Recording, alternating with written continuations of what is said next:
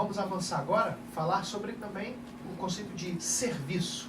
Então, uma relação de consumo, ela se compõe de um fornecedor, que ele desenvolve atividades no mercado, de fornecer produtos, e essa palavra fornecer significa um monte de coisa. Significa fabricar, montar, construir, importar, exportar, distribuir, comercializar, qualquer coisa, qualquer atividade profissional que signifique fazer com que o produto chegue às mãos do consumidor. E produto tanto é um produto móvel, como imóvel, material ou imaterial. Produto material é aquele que é composto de matéria física, né? O que seria um produto imaterial? Seria algo, um bem de consumo que nós adquirimos, que ele não é composto de matéria, mas que utilizamos como destinatários finais, nos aproveitamos daquilo. Seriam os produtos imateriais, seriam aqueles decorrentes da tecnologia mesmo, como softwares, as músicas que nós compramos e baixamos, os livros digitais, eles não são produtos utilizados, consumidos, mas não são feitos de matéria corpórea, né? Agora, curioso que o Código de Defesa do Consumidor é de 1990. Em 1990 não tinha nada disso. Nem internet distribuída aos consumidores tinha. Que norma avançadíssima que é o nosso Código de Defesa do Consumidor, né? O nosso CDC ele é extremamente avançado. Ele foi inspirado nas normas de defesa do consumidor da Europa e dos Estados Unidos, que já tinham regras bem claras. Mas o grupo de grandes doutrinadores do direito, grandes escritores e professores, profissionais do direito que foram convidados pelo Congresso Nacional para escrever o anteprojeto do Código de Defesa do Consumidor, que são pessoas famosíssimas até hoje, se tornaram ídolos no mundo inteiro, porque o nosso código passou a ser o mais avançado do mundo. Os franceses, os portugueses, os espanhóis, os alemães, toda a América Latina estuda o nosso Código de Defesa do Consumidor como parâmetro internacional. Nós nos inspiramos no que tinha de melhor no mundo sobre regras de defesa do consumidor, mas consolidamos todos eles numa estrutura de uma lei única que tornou a norma mais avançada e mais estudada. Diferente das outras leis que são conhecidas fora do país, na Europa, na América do Sul, nos Estados Unidos, em que eles têm que fazer várias leis. Toda hora que surge um novo serviço, um novo produto, eles têm que alterar a norma para criar novas regras. E aí, por exemplo, na Espanha e Portugal, eles não têm uma lei de defesa do consumidor. Centenas de normas de defesa do consumidor que dificulta muito o indivíduo, o cidadão, conhecer seus próprios direitos. Nós não, nós pegamos a grande parte desses direitos e colocamos numa única lei, num código, no Código de Defesa do Consumidor. E ele é tão harmonizado, as peças se encaixam tão perfeitamente, que é muito fácil estudarmos. Qualquer pessoa, qualquer leigo, ou seja, qualquer pessoa que não é da área do direito, abre e termina ele numa leitura extremamente agradável e entende perfeitamente tudo que está ali, porque a linguagem também é bastante acessível. Ele foi feito para não ser necessária novas alterações e adaptações com o passar do tempo. Nós dizemos que ele tem poucas regras expressas e rígidas e muitos princípios. Nós vamos estudar no nosso curso esses princípios básicos, que pode mudar o tempo, pode criar novas tecnologias, que esses princípios serão capazes de proteger os consumidores. Por exemplo, os princípios que regem as regras contratuais entre consumidores e fornecedores são os mesmos de hoje, de 1990, quando não existia compra pela internet, quando não existia internet, quando você não comprava pelo controle remoto, quando não existia televisão digital, né? Quando não existia TV a cabo, quando não existia uma série de serviços que nós temos hoje, as mesmas regras com as mesmas expressões. Então ele consegue avançar no tempo, por isso que ele é muito estudado até hoje no decorrer, né, de outros países. Apesar de que nós estamos agora no processo de adaptação e alteração do CDC. Não para mudar nada, mas para incluir novas situações. Mais à frente nós vamos conhecer o que está para ser alterado. Talvez vocês vão ver pela imprensa várias notícias sobre isso. O Congresso Nacional está discutindo a aprovação de 3 grandes alterações no CDC. Mas não é para mudar nada, para tirar nada, para incluir. Contratos eletrônicos, ficou tão avançado que é melhor para tornar mais claro e seguro regras mais atuais, está sendo discutido no Congresso Nacional. A proteção dos consumidores superendividados, porque era um fenômeno que nós não tínhamos lá na década de 90, ou seja, 70% da população brasileira está em situação de superendividamento. O que significa o superendividamento? Nunca conseguirão pagar suas dívidas na condição que estão. Ou seja, suas dívidas superam o dobro do seu patrimônio pessoal. Então elas nunca vão pagar suas dívidas, né? Então 70% da população brasileira está nessa condição de ameaça de superendividamento. Então vamos ter regras novas para tratar da situação, obrigar as instituições financeiras a rediscutir as cláusulas do contrato, a rever a dívida, para tornar possível o pagamento. Mas enquanto isso, seu nome está negativado, você não consegue outros créditos. E outras regras que nós vamos ver, alterações também, como é um tema que nós vamos discutir na semana que vem, que é sobre publicidade para crianças, que é também um tema que está sendo bastante discutido hoje. Mas vamos lá, então os produtos podem ser materiais ou imateriais, duráveis ou não duráveis. Não duráveis não estou dizendo as coisas que nós não podemos reclamar, porque elas são não duráveis. Duráveis e não duráveis é porque a gente precisa conhecer que determinados produtos, eles têm uma durabilidade independente do seu uso. Ou seja, eles têm que durar, mesmo que a gente utilize ele todos os dias. Nenhum produto foi feito para durar para sempre. Mas não existe uma relação direta entre a quantidade de uso e a sua degradação. Por exemplo, uma cadeira, ela não pode se desgastar tão facilmente na medida em que eu estou utilizando. Ela tem que durar, né? Ela tem que suportar o meu peso durante uma boa quantidade de tempo. Um veículo, ele vai ter um desgaste, mas também ele não vai deixar de existir toda vez que eu vou utilizando. São produtos duráveis. Os não duráveis são produtos que eles se consomem, eles deixam de existir na medida do seu uso. Os alimentos, as bebidas, os medicamentos, os cosméticos, são produtos que deixam de existir na medida do seu uso, porque o seu consumo significa o esgotamento deles.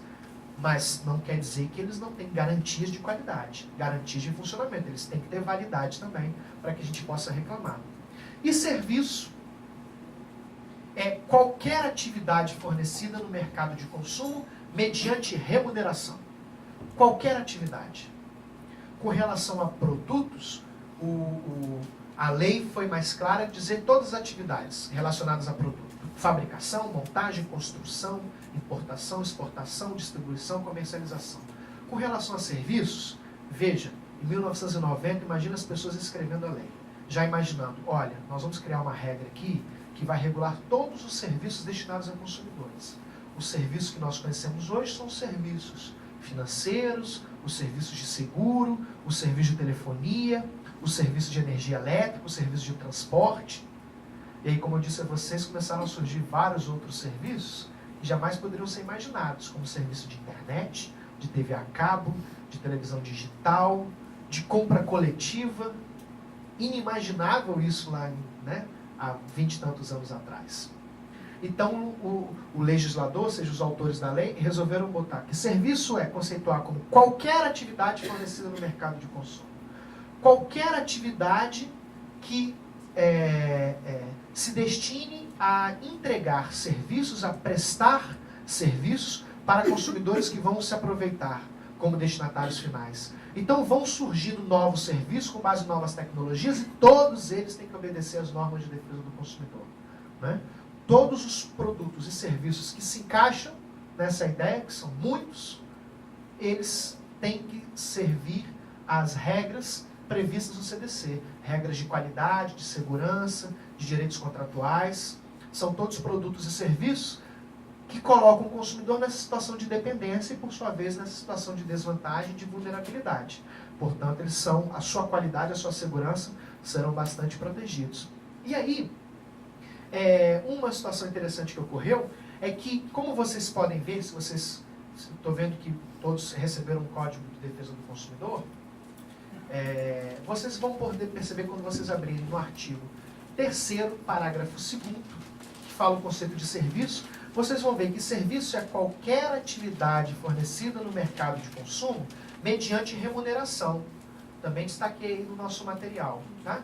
Inclusive, olha como a lei chama atenção, inclusive de natureza bancária, de crédito e securitária.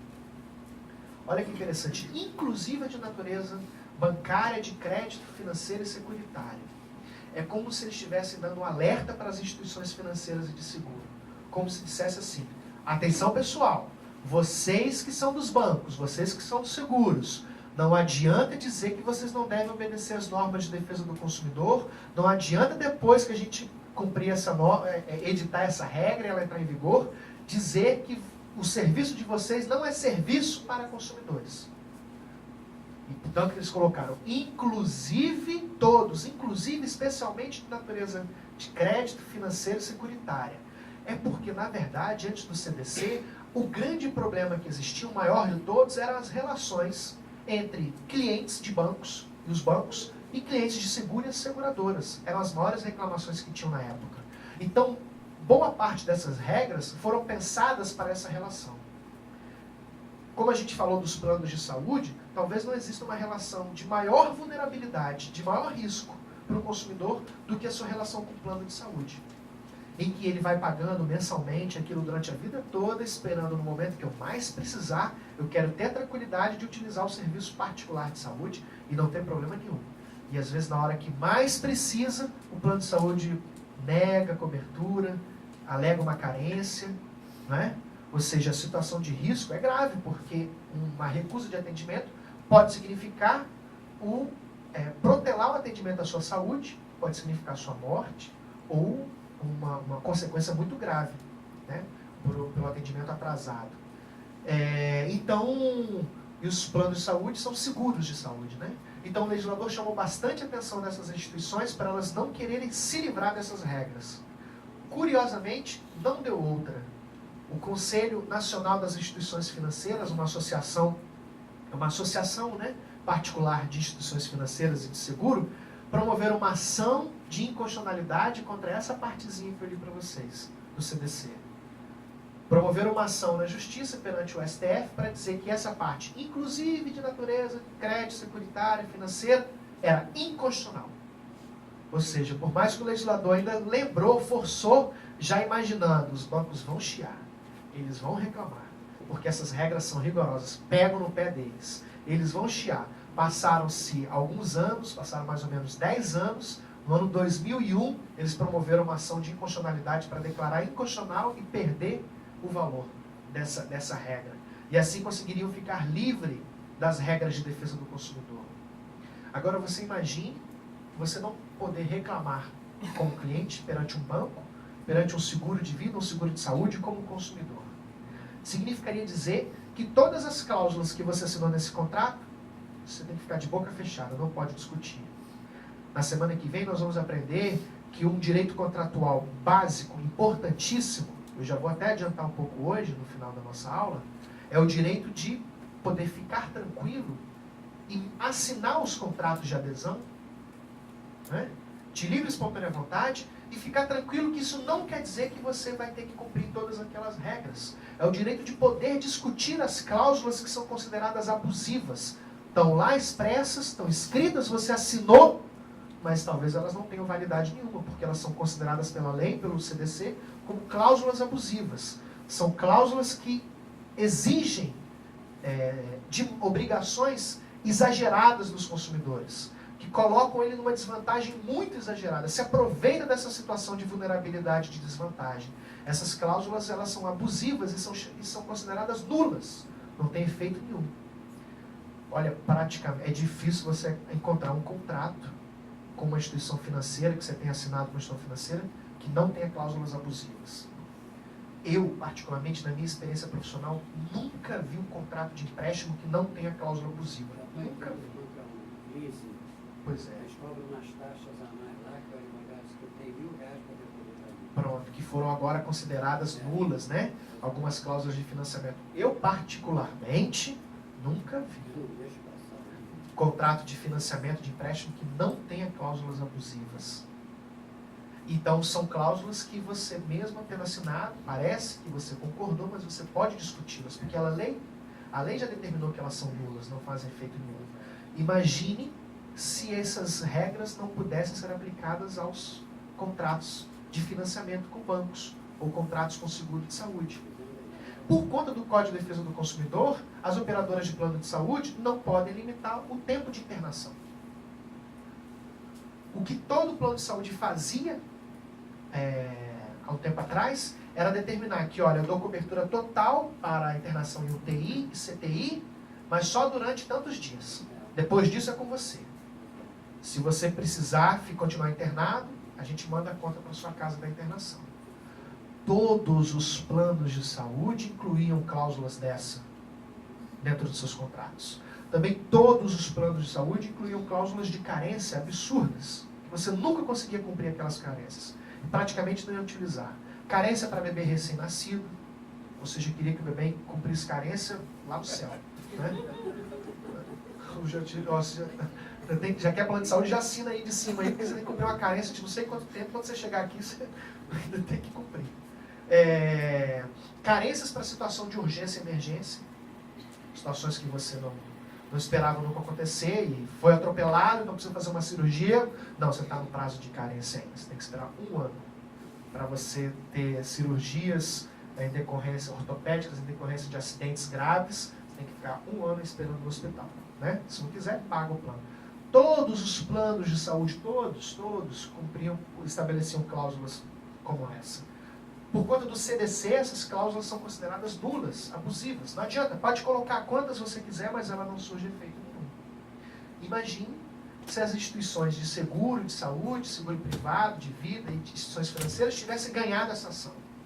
Passaram 7 anos. Em 2007, mais ou menos, essa ação foi julgada e, obviamente, foi considerada improcedente. Não tem nada de inconstitucionalidade no Código de Defesa do Consumidor. Então, chamei a atenção aqui para aquele banquinho ali, para lembrar que instituições financeiras, eternamente, não mais poderão dizer que não respeitam, não aplicam o CDC sobre elas. Né? Bom, então veja só, fornecedor pode, então, ser inclusive o Estado, como eu disse para vocês, desde que sejam atividades fornecidas mediante remuneração. Nem toda atividade fornecida pelo Estado, ela é considerada uma relação de consumo, né? Senão não existiria mais o direito público, que é a relação entre indivíduo e o poder público. Né? Eu estou falando daqueles serviços prestados pela autoridade pública, pelo Estado, pelo poder público, que são remunerados diretamente pelos consumidores. Remuneração não é imposto. Estou falando das tarifas, do preço público. Eu estou falando do transporte público, né? Que para você utilizar você tem que pagar a tarifa, o preço público. Estou falando da energia elétrica, que nós pagamos na medida do nosso consumo. Estou falando do serviço de abastecimento de água, que também nós pagamos a conta, com a medida exata do nosso consumo. Entre outros vários serviços que são oferecidos pelo Estado e nós pagamos mediante remuneração. Né? Ou são oferecidos diretamente pelo Estado, ou na maioria das vezes, são oferecidos mediante concessionárias. Né? Empresas privadas ou de economia mista, como é o caso da empresa de abastecimento de água daqui do Rio de Janeiro, que é uma empresa com capital aberto, mas tem participação do governo do Estado. Mas pode ser empresas estritamente particulares, como é o caso de telefonia, como é o caso de energia elétrica aqui no estado do Rio, que na verdade são serviços públicos oferecidos pelo Estado, mas mediante empresas particulares ou não, ou seja, mediante intermediários, instituições intermediárias e sempre remunerados, né? Sempre oferecidos mediante a remuneração direta do consumidor. Agora, os serviços prestados pelo Estado, mediante remuneração, eles acabam tendo os serviços públicos, recebem um rigor ainda maior. Quando nós estamos falando do Estado fornecedor de serviços destinados aos consumidores, pagos mediante remuneração, o rigor da lei é maior ainda. Todo serviço prestado a consumidores, seja pelo Estado ou não, ele tem que ter um mínimo de qualidade. O serviço público prestado a consumidores, ele tem que ter mais do que qualidade. Além de qualidade, além de seguro, como todos os outros serviços, ele tem que ser eficiente. O conceito de eficiência é algo muito elevado. E aí nós vamos ver agora. Todo serviço público, conforme o artigo 22 do Código de Defesa do Consumidor, tem que ser adequado, seguro e eficiente. O que é um serviço adequado? Serviço adequado é aquele que atende às mínimas expectativas de funcionamento. O serviço adequado é aquele que serve exatamente para aquilo que ele presta. Por exemplo, um serviço de transporte público adequado é aquele que me transporta do meu ponto de origem ao meu ponto de destino. Então, o serviço público adequado dentro do Rio de Janeiro é aquele que me leva, me transporta dentro da cidade para onde eu quiser. Cumpre minimamente a sua finalidade, me transportar dentro da região que é atendida. É um serviço de energia elétrica adequado, é aquele que é capaz de servir a quantidade de energia suficiente para abastecer os meus produtos dentro de casa. Utilizo para a iluminação da minha casa, para os eletrodomésticos, tem que chegar a uma quantidade suficiente que eu precise, e vou pagar por isso. O serviço de água é a mesma coisa, tem que ser prestado de forma que eu possa utilizar essa água. Agora, não basta ser adequado, tem que ser seguro, todos esses serviços. Não basta cumprir sua finalidade mínima, tem que cumprir com segurança. É inconcebível um serviço de transporte que me deixa no meu ponto de destino, mas me deixa todo quebrado, todo machucado. Ele tem que me transportar com segurança, eu tenho que chegar incólume ao meu destino. Mesma coisa o serviço de energia elétrica, além de adequado, abastecer as minhas necessidades da minha família, da minha residência ou do meu comércio, tem que ser seguro, tem que ser sempre fornecido de forma que não vai causar nenhum blackout, não vai causar nenhum curto-circuito, tem que seguir os padrões tecnológicos de segurança para não me causar nenhum problema. A mesma coisa no serviço de água, que são os 3 exemplos que eu estou dando, de abastecimento. A água tem que chegar segura para o consumo, não pode estar contaminada. Se não for cumprido todos esses princípios, essas empresas prestadoras do serviço público serão punidas e deverão reparar os danos causados aos seus consumidores, independente de quem seja a culpa. Contanto que não seja culpa do consumidor, todos os danos causados pela prestação inadequada ou insegura desse serviço terão que ser reparados aos consumidores. E além disso, além de adequado e seguro, tem que ser eficiente. O que é eficiência? Eficiência é um direito fundamental, um direito humano do cidadão brasileiro previsto na Constituição Federal. Todo serviço prestado pelo Estado tem que ser eficiente, conforme determina a Constituição Federal do Brasil. Eficiência é algo mais do que adequado, mais do que seguro. Eficiência é conseguir fornecer o melhor que tem disponível naquele momento, naquela época. Perceberam? Não é um serviço que cumpre sua finalidade mínima ou com a segurança necessária. Ele cumpre com a melhor qualidade disponível na época. O melhor conforto. Eficiência é atingir o máximo de benefícios possíveis naquela época, naquela região e disponíveis. E alguns países, as regras de serviço público adequado, seguro e eficiente são as mesmas. Esses princípios estão em todos os países modernos, nas constituições democráticas modernas, estabelecem serviços públicos adequados, seguros e eficientes como obrigação do Estado e das empresas que prestam serviços, as concessionárias ou empresas autorizadas. Serviços que não são adequados, eficientes, seguros, capazes de gerar danos aos consumidores, significarão então o dever de reparar os danos, pagar a indenização às pessoas. Alguns países levam muito a sério o princípio da eficiência, ou seja, dar o máximo de benefícios. Quem teve a oportunidade de morar fora ou fazer uma viagem de turismo para outros países que levam mais a sério isso, como por exemplo países da União Europeia, vão lembrar que a água chega na casa da pessoa potável. Não é um favor, é obrigação. Isso é eficiência. Tem como tratar a água a ponto de chegar potável na torneira? Tem, então tem que chegar, é obrigação. Né? Na Espanha, por exemplo, um transporte público, no verão, não pode sair sem ar-condicionado. E no inverno, sem aquecedor. Se um cidadão espanhol, ele pega um ônibus ou um metrô com ar-condicionado quebrado no verão, ele processa a empresa e ela vai pagar uma indenização. E o órgão regulador, a autoridade, multa severamente a empresa ainda, por deixar todos os seus consumidores utilizando o serviço ineficiente. Porque eficiente é atingir o máximo de benefício. Então o que é a eficiência do transporte público no verão? Ele ser confortável, ter lugar seguro para todo mundo, viajar ali dentro, e obviamente com o melhor de conforto. Tem como colocar ar-condicionado nos ônibus? Tem, então tem que ter. No inverno tem como colocar aquecedor no metrô? Para melhorar a qualidade, a eficiência e o conforto? Tem, então tem que ter. Os países levam muito a sério. Energia elétrica eficiente e energia elétrica barata. No país, no Brasil, nós estamos ainda caminhando muito lentamente para cumprir o mínimo que a lei determina. né? Alguns estados, alguns municípios têm o privilégio de ter alguns ônibus, algumas linhas circulando com ar-condicionado, com cadeiras acolchoadas, com tecnologia de segurança para a utilização de freios e aceleração, que deixa todo mundo ser transportado com segurança, eficiência e conforto, mas não é uma realidade da maior parte do Brasil. E aí nós temos uma outra situação mais delicada ainda. Nós temos os serviços essenciais.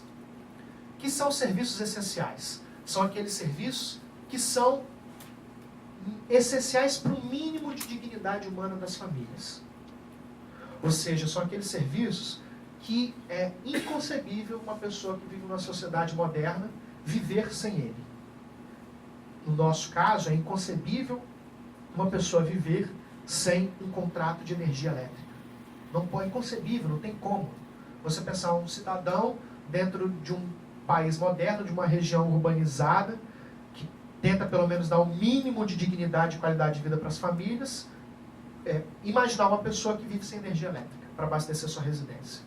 Ela não pode ligar uma geladeira para conseguir manter seus alimentos, ela não pode ter o mínimo de segurança e iluminação para, por exemplo, estudar, ler. Sem energia elétrica você não exerce vários seus direitos humanos. O direito ao lazer, o direito à leitura, o direito à cultura, o direito à segurança, o direito a uma alimentação adequada. A mesma coisa você não faz se não tiver o serviço de água.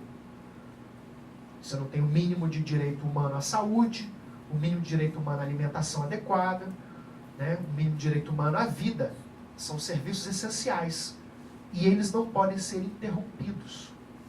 Todo serviço essencial, conforme o Código de Defesa do Consumidor, tem que ser contínuos. O que é o princípio da continuidade? Serviços essenciais não podem ser interrompidos. E eu faço uma pergunta a vocês. Se o serviço essencial é aquele que é minimamente necessário para uma pessoa viver com dignidade, por que uma empresa de energia elétrica pode cortar a energia da pessoa quando ela está em situação de inadimplência? Ou de água, pior ainda.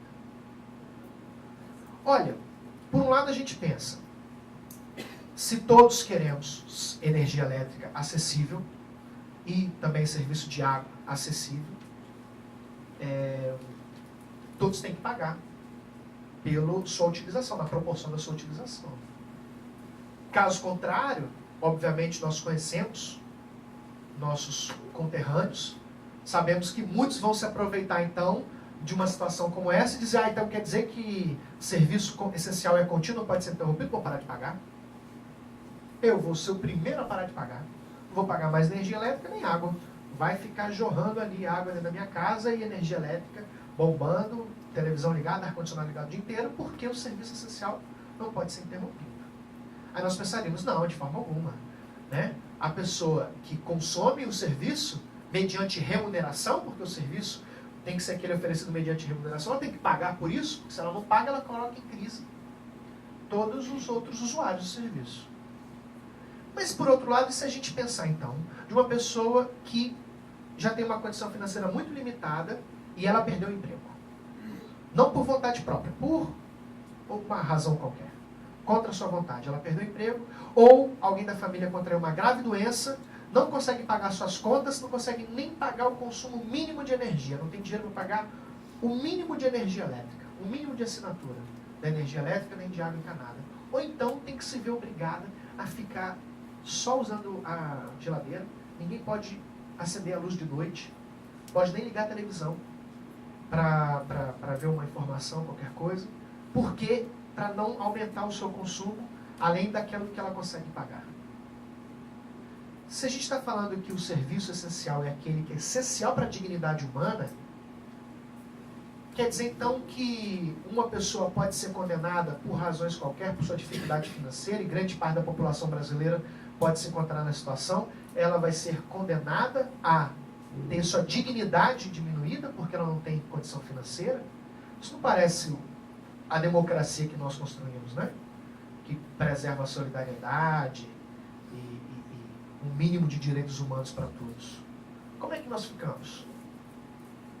Porque agora nós estamos num conflito. O serviço essencial, ele tem que ser contínuo, não pode ser interrompido. Eu coloquei para vocês no material didático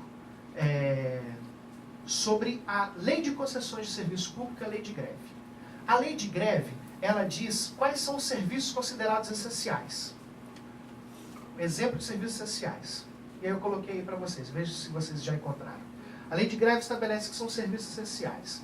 Exemplos: telefonia, água, energia elétrica, transporte público, educação, saúde, etc, etc. Esses serviços não podem ser parados nem em situação de greve, porque são essenciais para a dignidade dos indivíduos e da sociedade inteira.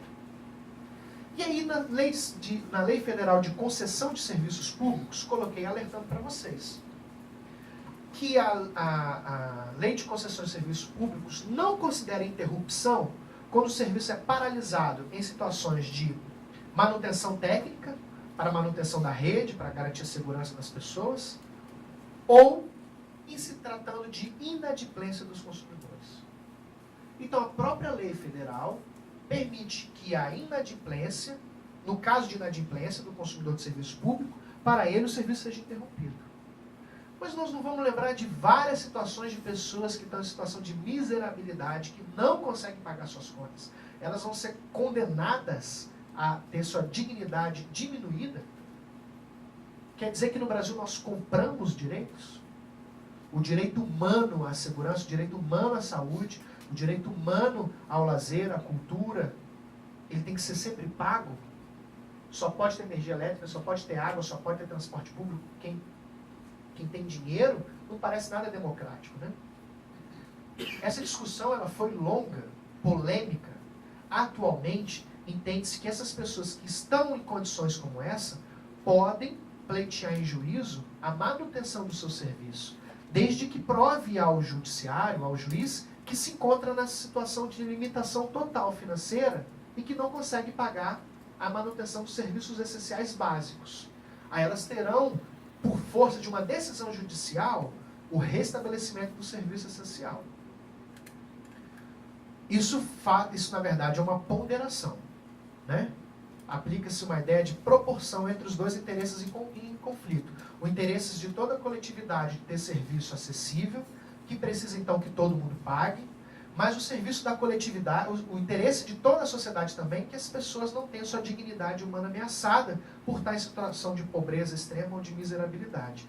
O grande problema é que essas pessoas que estão nessa situação, elas precisarão recorrer ao judiciário para provar essa situação. Porque o Estado, o poder público, não pode ter bola de cristal de adivinhar quem está na situação e quem não está. As pessoas têm que recorrer para poder provar que está na situação, demonstrar e com isso ter a manutenção do seu serviço, mesmo não tendo condição de pagá-lo. Existem vários programas de políticas públicas que já fazem isso previamente, já estabelecem uma cota de energia elétrica, uma cota de serviço de água para aquelas pessoas que estão naquelas regiões que já são consideradas pessoas em situação de miserabilidade. Como se fosse uma bolsa energia, uma bolsa água. É um serviço de assistência social que já presume. Mas tem várias outras pessoas que talvez não se enquadram nesse perfil porque agora ficaram desempregadas. Agora estão numa situação de invalidez permanente e aí está privado da sua manutenção. E aí não vai dar tempo dela se encontrar nesse programa, se encaixar nesse programa público, né, de receber os serviços mesmo sem pagar. Então ela vai ter que recorrer ao judiciário. Aí o problema disso é, nós estamos falando de pessoas que normalmente sequer conhecem tudo isso que eu estou falando. Então será que essas pessoas vão pensar assim, puxa, perdi meu emprego, estou numa situação de miserabilidade, minha família está passando fome, eu ainda estou sem energia elétrica. Pois é, eu tenho certeza que eu tenho direito a que o serviço de energia elétrica seja abastecido. Eu vou lá no juiz, ou vou procurar a Defensoria Pública, ou vou lá no PROCON, porque com certeza eu tenho esse direito, aí eles vão me informar, aí eu vou recorrer. Nós estamos falando dos hipossuficientes, aquelas pessoas que nem sequer conhecem o mínimo dos seus direitos na maioria das vezes, né? E aí a importância, então, dos próprios órgãos de defesa do consumidor para que atentem para essas situações e minimamente tentem buscar mecanismos de fazer com que as pessoas tenham acesso à justiça e consigam restabelecer. Não existiu nenhuma outra ideia melhor do que essa. A única ideia que surgiu nos últimos anos é permitir que as pessoas recorram à justiça, mas isso por si só já pode parecer um obstáculo para muitos, né? E vamos prosseguir. Agora nós vamos falar então sobre os direitos básicos. Já deu o nosso prazo de perguntas? Tem uns 15 minutinhos. Mas queria adiantar, porque a gente já vai mudar um pouco de assunto. Queria ver se alguém tem dúvidas. Pode ser até das discussões Por favor, anteriores. só falem no microfone para ficar registrado no áudio. Tá? Os serviços essenciais, Claro. nós sabemos que em alguns lugares do país não existe água, problema de água nem de energia elétrica. Energia elétrica. O cidadão ali ele pode acionar, Sim. é obrigação. E aí nós vamos ver muitas ações do Ministério Público e de outros órgãos que são legítimos defensores da coletividade, exigindo judicialmente que o poder público local estabeleça condições para isso. Porque é um direito do cidadão brasileiro de ter acesso aos serviços públicos essenciais. É inconcebível uma pessoa no Brasil não ter acesso à energia elétrica. Se não faz, se ela não tem, por omissão do Estado, nós vamos ver várias causas, várias ações coletivas em que isso tem sido exigido, né? Que o Estado invista o que for necessário, que é o direito daquela comunidade de ter acesso ao serviço adequado, no minimamente adequado, ou seja, ter o serviço. Mas não só isso, seguro e eficiente, ou seja, tem que ser de alta qualidade. Essa noção de eficiência ela vai acabar passando no decorrer do tempo, né? Vocês podem ter certeza que daqui uns 20 anos, 30 anos, nós vamos achar intolerável não ter internet sem fio espalhada pelas cidades. Na medida que for possível essa tecnologia, nosso direito de eficiência, de serviço público eficiente, vai acabar exigindo isso. Serviço de internet livre, mas obviamente precisamos chegar no momento em que essa condição será possível. Eu tenho certeza que daqui a uns 20, 30 anos nós vamos estar nesse nível de exigência, né? Algumas, eu falei muito, não, eu falei 20, 30 anos, pode ser que venha até antes. Pois é. E se eu falar para você que o município de Rio Branco, capital do Acre, tem internet disponível em toda a sua região, para todas as pessoas. Não sei. Na verdade, ou seja, a tecnologia é até possível. Tem lá numa região bastante avançada, né, do país. Né? Tem uma pergunta. Vamos fazer assim para ter uma logística do microfone. Entendi. É só para complementar a pergunta daquela colega que falou sobre o plano de saúde da Memorial, né, sobre a cláusula de 48 horas. Isso já aconteceu com meu pai. Eu sou advogada também, especialista em direito do consumidor. Isso aconteceu comigo, né? Levei pro meu pai era diabético, hipertenso, problemas cardíacos. E aí a alegação que eles falam é justamente que é um plano ambulatorial, ou seja, ele não dá direito à internação. Na concepção deles, a internação já é uma situação de emergência e, portanto, não pode permanecer mais de 48 horas. Nessa época eu entrei com uma liminar. E a fundamentação da juíza foi justamente isso, que era uma cláusula abusiva, porque você não tem como dizer se a pessoa vai continuar passando mal mais de 48 horas. Eles têm hospital próprio. E eles têm hospital próprio. Mas o que acontece? Na verdade, a deficiência do serviço deles é enorme. Então, você vai ficar 48 horas com o paciente ali internado, mas não tem um aparelho para fazer uma tomografia, não tem um aparelho para fazer uma ressonância. Então, quer dizer, querendo ou não, ele te obriga a tirar o paciente dali pela falta de um serviço. Exatamente. Entendeu? Mas é abusiva. A cláusula é abusiva. Uma colega aqui que trabalha conosco, o irmão dela ficou lá uns 10 dias, 12 dias. No final veio a conta. Eles queriam cobrar 20, 30 mil, sei lá. E ela disse, eu não vou pagar, não tem dinheiro. Acabou negociando, pagou 5. Entendeu? Ela acabou pagando, mas você vê que eles acabaram abrindo mão, né, desses 30 mil. E aí, como eu disse, a própria ANS ela estabelece o que é o plano ambulatorial, o que é o plano com obstetrícia, né? Ou seja, o plano odontológico, estabelece quais são os planos, tipos de plano e o que cada plano abrange. Então, você, como plano de saúde, o operador do plano de saúde nem tem liberdade de inventar coisas novas, né?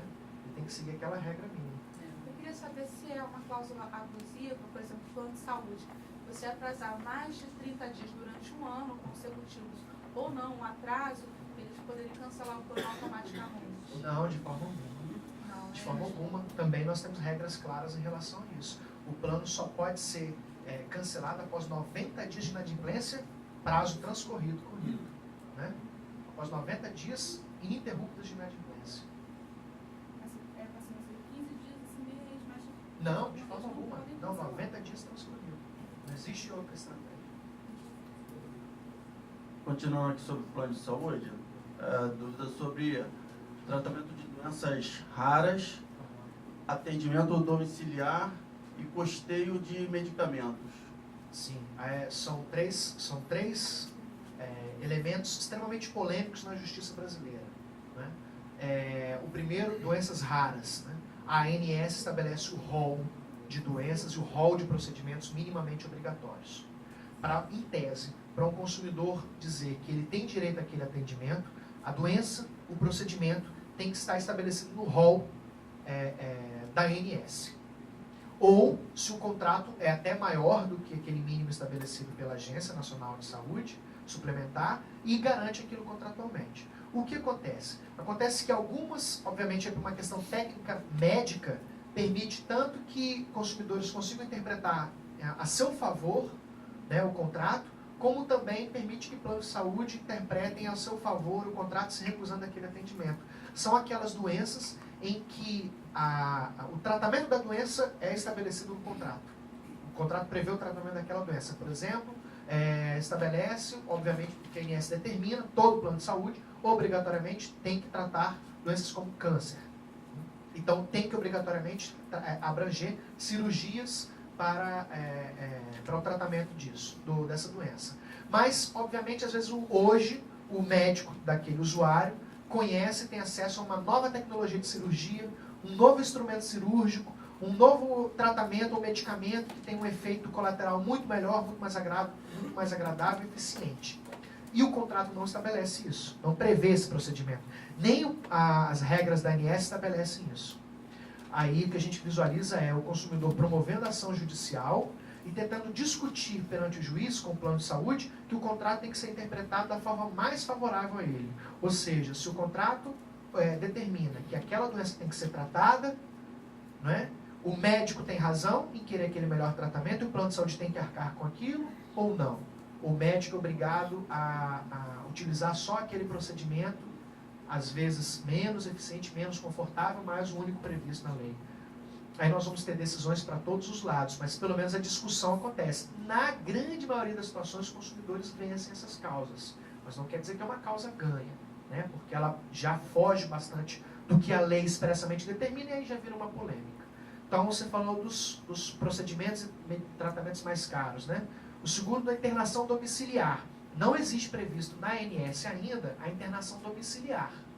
A internação domiciliar é aquele paciente que está internado por uma situação grave e debilitada, mas existe uma possibilidade dele ficar internado em casa, desde que os aparelhos necessários sejam instalados no quarto dele, desde que ele tenha um acompanhamento constante de médicos e enfermeiros, e desde que ele seja medicado como se ele estivesse no hospital.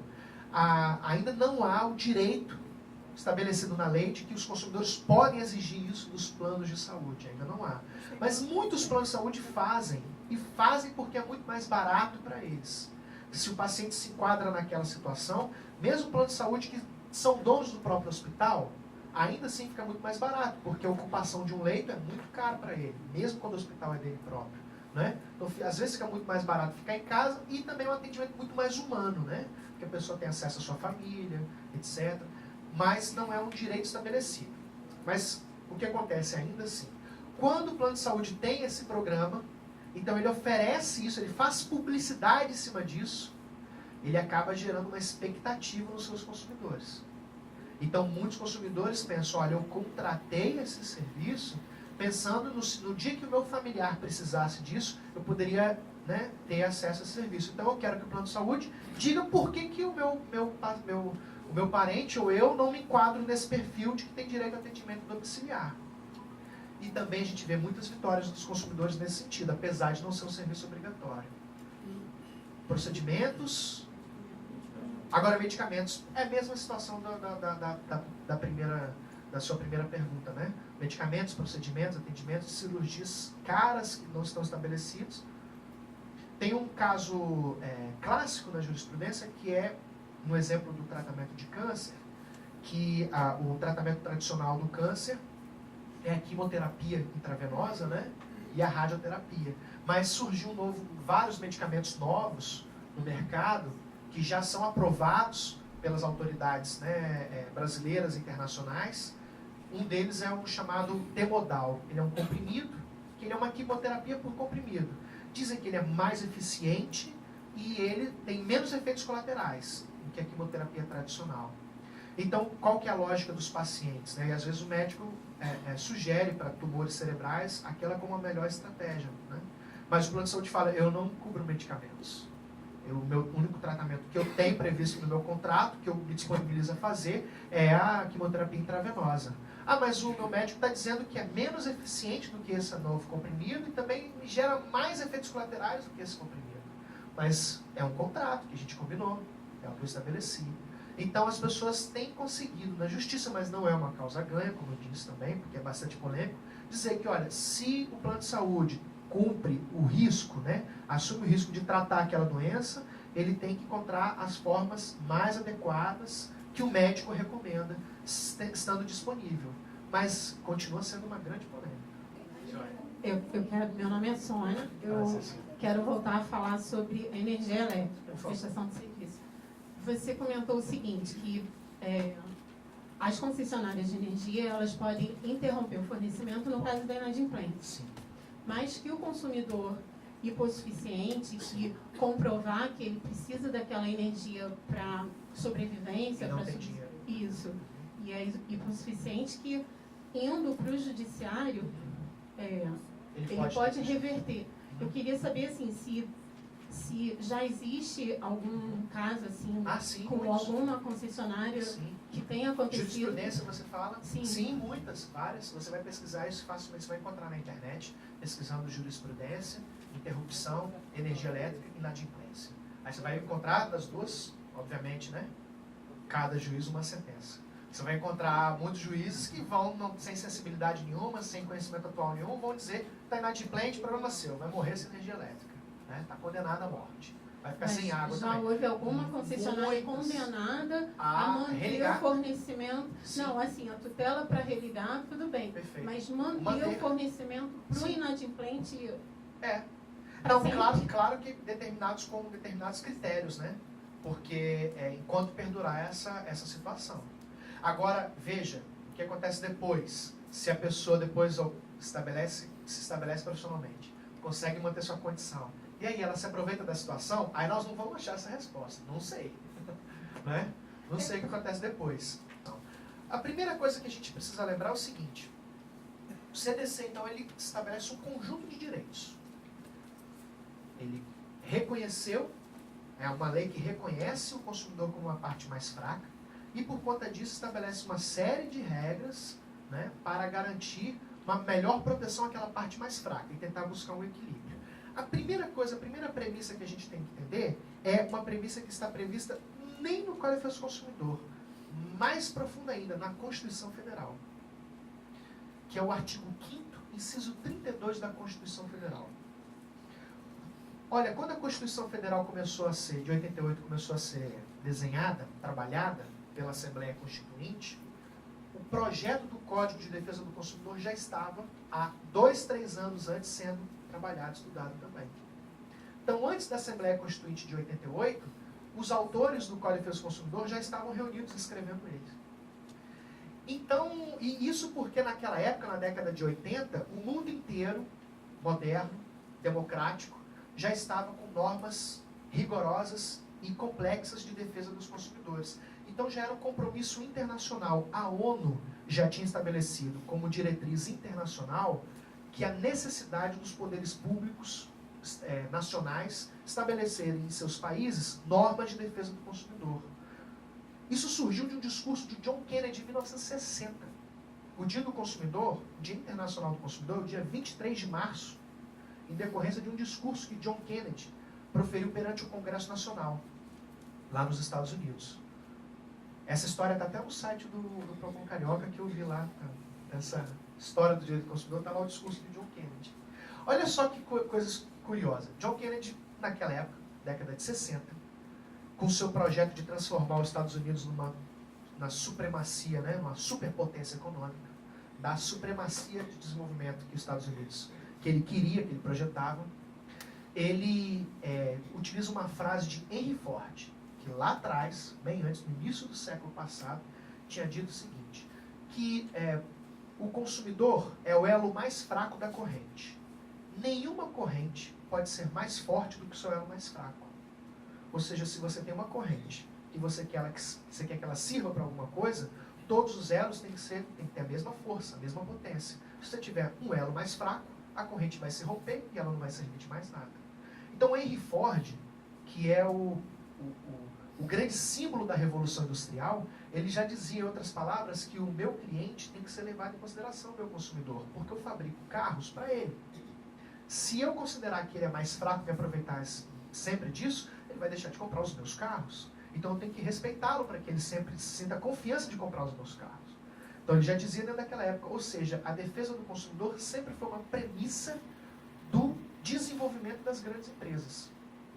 Então John Kennedy, ele, em 1960, ele diz, olha, estamos nos transformando numa superpotência da indústria americana, está produzindo, está imperando no mundo inteiro com a força da sua indústria. Mas precisamos também de lembrar que toda indústria só serve para abastecer os interesses dos consumidores.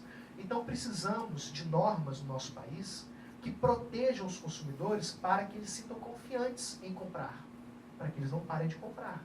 Consumidor protegido é consumidor que tem confiança de continuar comprando.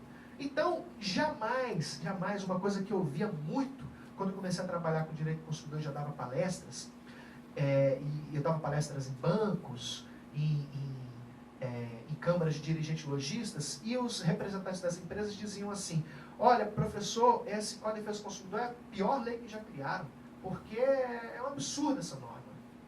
Mal entendiam a eles que, na verdade, é a lei que favorece com que eles tenham desenvolvimento econômico.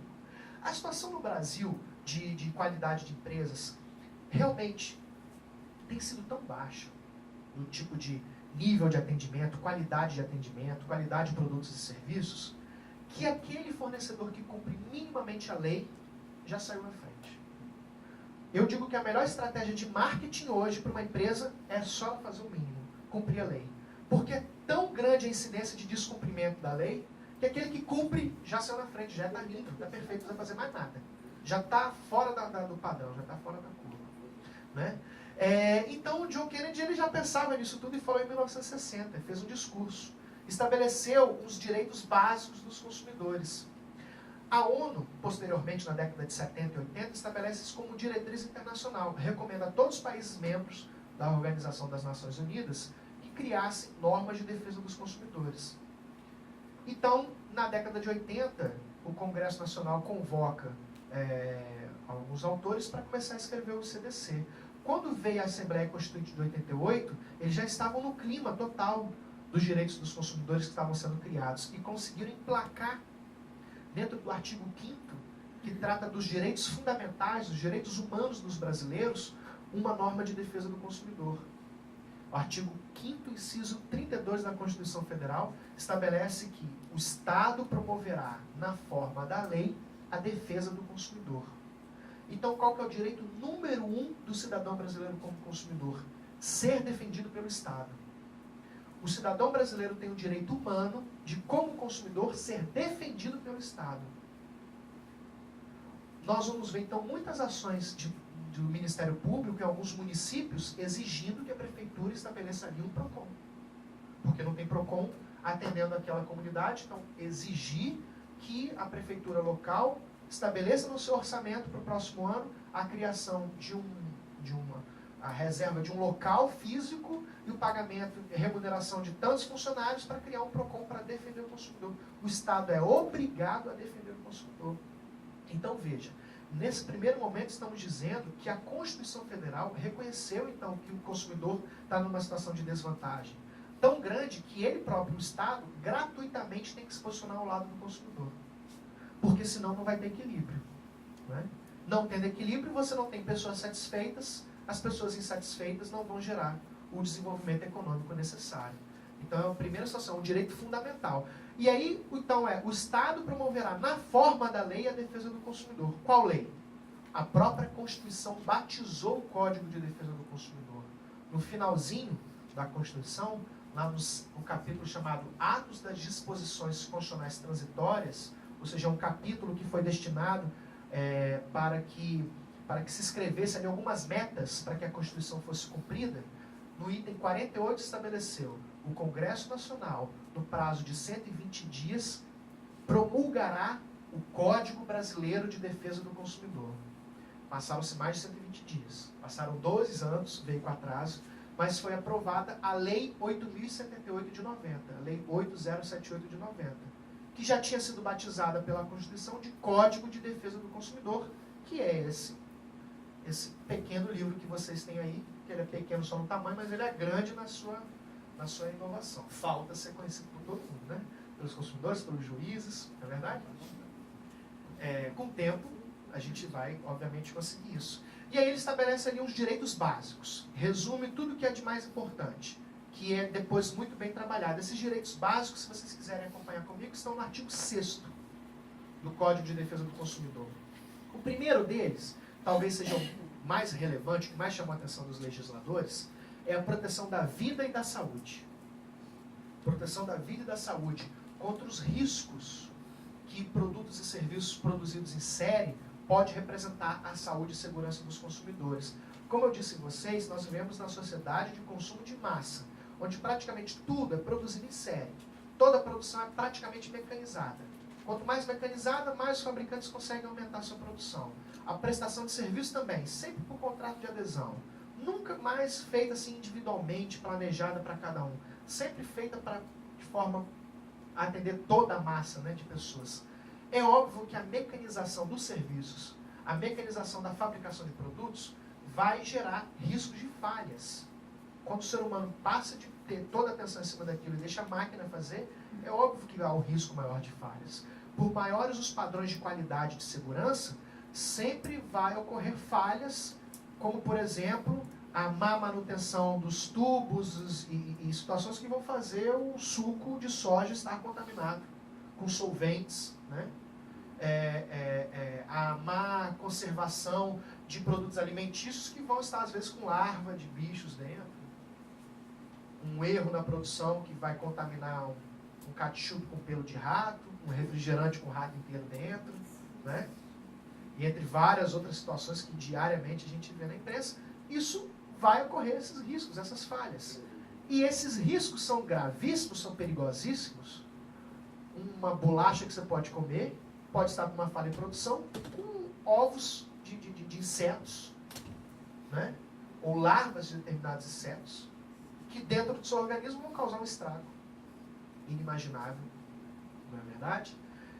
Outros serviços, por exemplo, de serviços essenciais, podem ter falhas na manutenção da rede, é normal, quer dizer, é normal, não é esperado, não é desejado, mas é um risco natural da sociedade de consumo que pode acarretar, como o exemplo que a gente deu, né, do serviço de energia elétrica, das explosões, dos bueiros, são situações que podem ocorrer. Na minha cidade, no meu estado, tem a cidade vizinha da capital, vocês com certeza já ouviram falar, a cidade de Vila Velha, no ano retrasado, no ano passado, ficou mais de uma semana, toda a cidade parada sem água, porque uma bactéria, com o passar do tempo, foi corroendo as tubulações, os dutos, e fez um rombo de todo tamanho, que teve que parar o abastecimento da cidade inteira para poder consertar aqueles rombos espalhados pela tubulação da cidade inteira em altíssima profundidade. Você imagina uma cidade metropolitana mais de uma semana sem água, né? Teve um determinado momento que já não tinha nem água mineral nos supermercados da Grande Vitória inteira, de toda a região urbana, para abastecer as pessoas, que as pessoas já estavam comprando água mineral para tomar banho, porque já não encontrava nenhuma reserva, já não tinha caminhão-pipa nem nada. Esses riscos são normais, não são desejados, mas são efeitos da produção em massa, das tecnologias. Então, o primeiro direito básico é a proteção da vida e da saúde dos consumidores contra esses riscos. Apesar deles existirem, não quer dizer que eles serão aceitos, não. apesar de ser, olha, pode ser que as tubulações subterrâneas de abastecimento de energia elétrica na cidade do Rio estejam comprometidas e pode ser que cause explosões, tá? Tudo bem? Não, não tá tudo bem. Se explodir vai ter que pagar umas indenizações milionárias, não quero nem saber de quem é a culpa. Pode ser, gente, pode ser que o leite que você tem na sua casa ele esteja contaminado com água sanitária, tá? Se tiver, você não vai reclamar? É previsível, é normal, mas é inaceitável, porque é um direito básico do consumidor que ele seja protegido contra os riscos causados pelos produtos à sua saúde e à sua segurança. Além disso, obviamente, se acontecer dos danos serem... se os danos ocorrerem, se os defeitos ocorrerem, os acidentes de consumo, como nós chamamos, ocorrerem, o consumidor terá, então, direito à reparação integral de todos os danos. Danos patrimoniais, danos morais, danos estéticos, todas as espécies de prejuízos causados, prejuízos materiais ou imateriais causados aos consumidores, é direito básico de que haja reparação integral pelos seus responsáveis, ou seja, quem responde por essa atividade, quem coloca essa atividade no mercado de consumo, responde independentemente de ter culpa ou não pelos danos causados. Porque o risco do negócio não pode ser transferido para a parte mais fraca. É o que nós vamos começar a ver amanhã, na aula de amanhã. O risco da atividade tem que ser todo absorvido, todo abrangido pelo fornecedor. Ele não pode transmitir para a parte mais fraca, né, que está em situação de vulnerabilidade. Outro direito básico é o direito à informação prévia. Antes do CDC, você não tinha direito a ir numa loja e experimentar uma roupa. Se o comerciante fazia isso, era porque ele queria te agradar. Mas a lei não obrigava a isso. Eu não tinha direito a perguntar tudo o que eu queria sobre um produto alimentício. Os rótulos não tinham obrigação nenhuma de ter todas as informações que eles tinham. Uma forma de evitar os riscos, de evitar os prejuízos e os danos, é determinar aos fornecedores que toda vez que colocam um produto ou um serviço no mercado, transmitam previamente todas as informações necessárias para o consumidor tomar a sua decisão. Todas as informações. Sobre preço, sobre sua composição, sobre suas características. Isso evita prejuízos, porque evita de você comprar coisas que, na verdade, não atendem às suas necessidades. E também evita os próprios riscos à saúde e à vida. Imagine que nós temos uma grande parcela da população brasileira que é portadora da doença celíaca, que não pode consumir glúten, porque seu organismo, seu aparelho digestivo não sabe digerir o glúten, que é um elemento que está, que ele está em todos os produtos alimentícios à base de trigo. Uma padaria praticamente só tem produtos à base de glúten. E causam problemas sérios. Não sei se vocês conhecem pessoas que são portadoras dessa doença. A pessoa que é portadora da doença celíaca, se ela consome um chocolate, um pão, um macarrão, uma carne empanada, ou seja, algo que tem glúten ali, às vezes uma batata frita que foi frita na mesma gordura que fritou o frango empanado, né? Esse produto, por mais que seja permitido, ele é extremamente perigoso e nocivo a determinadas pessoas. Se não tiver na embalagem contém glúten, não é uma informação prévia necessária, aquele consumidor está correndo grave risco à sua saúde. Então, as informações prévias ajudam você a tomar uma decisão de escolha entre comprar aquilo que é melhor para você e ajuda também a evitar os riscos de danos, né? Outro direito básico é a proteção contra as práticas abusivas. Olha, até o CDC nós tínhamos aí várias estratégias de marketing de fornecedores que eram posturas comuns, normais no mercado de consumo, mas que na verdade eram consideradas como injustas. Por exemplo, a venda casada, como é o exemplo que eu dei para você. Não existindo um rol estabelecido no CDC de práticas abusivas, nada impediria de um fabricante de veículo adotar a estratégia que você mesmo narrou. Eu garanto a qualidade desde que você me pague durante tanto tempo pelas manutenções do seu veículo. Ou só venda essa cadeira para você se você comprar 10. Ah, mas eu só preciso de uma. Vai ter que pagar pelas 10. Práticas abusivas, né? Há pouquíssimo tempo atrás, mesmo sob a vigência do Código de Defesa do Consumidor, nós vimos vários restaurantes e boates que adotavam aquela estratégia de consumação mínima, né? ou você tinha que pagar uma entrada, mais uma consumação mínima, couvert, entre outros produtos que você era obrigado a pagar, mesmo contra a sua vontade. Uma série de práticas que passaram a ser consideradas abusivas e são proibidas. E o fornecedor que insiste em praticá-las, ele é punido. E também, se o consumidor é obrigado a aceitar aquela condição, depois ele pode rediscutir, pegar seu dinheiro de volta daquilo que ele pagou a mais, né? E, por fim, o acesso à justiça. Facilitação do acesso à justiça. O processo civil que nós conhecíamos até o Código de Defesa do Consumidor não servia para que as pessoas pudessem defender seus direitos.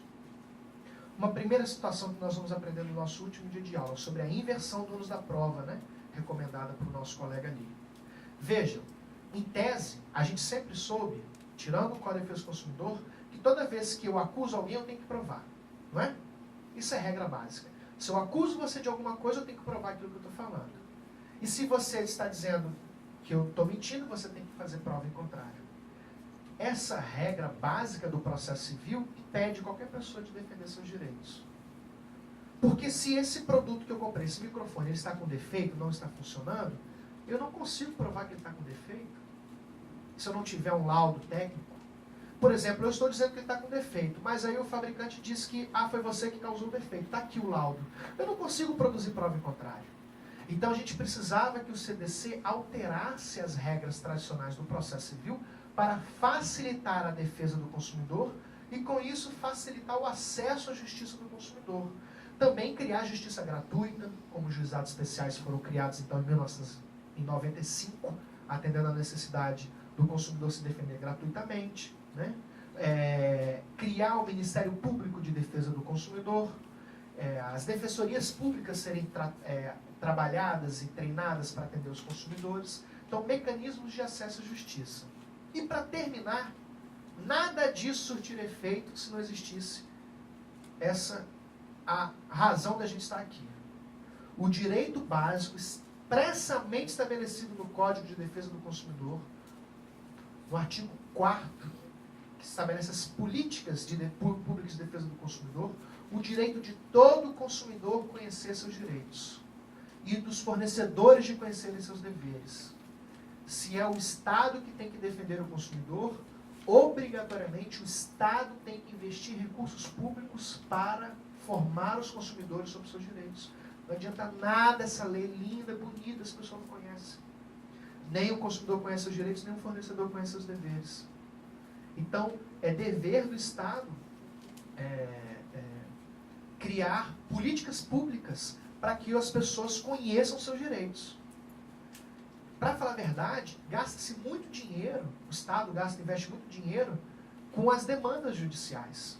As pessoas indo ao PROCON, muitos recursos são gastos com as pessoas indo ao PROCON, as pessoas indo ao juizado especial. E qual que é o objetivo maior da lei? Ninguém ir para a justiça.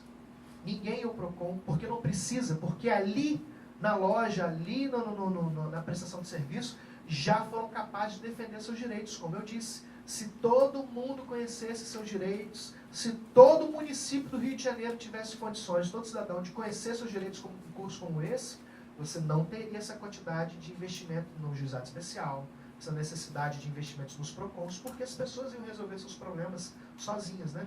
Difícil é você resolver sozinho, porque você são um no mar de pessoas, né, que estão sendo enganadas. É necessário que todos conheçam seus direitos, né, que isso seja multiplicado. Então, estamos aqui reunidos não de favor, não por qualquer outra situação, a não ser cumprir um dever do Estado. Os PROCONs, os órgãos de defesa do consumidor, têm o dever de ensinar a vocês seus direitos, né? Então, vocês estão aqui por conta de um direito fundamental que vocês têm. E eu estou aqui cumprindo o papel fundamental que o PROCON Carioca tem.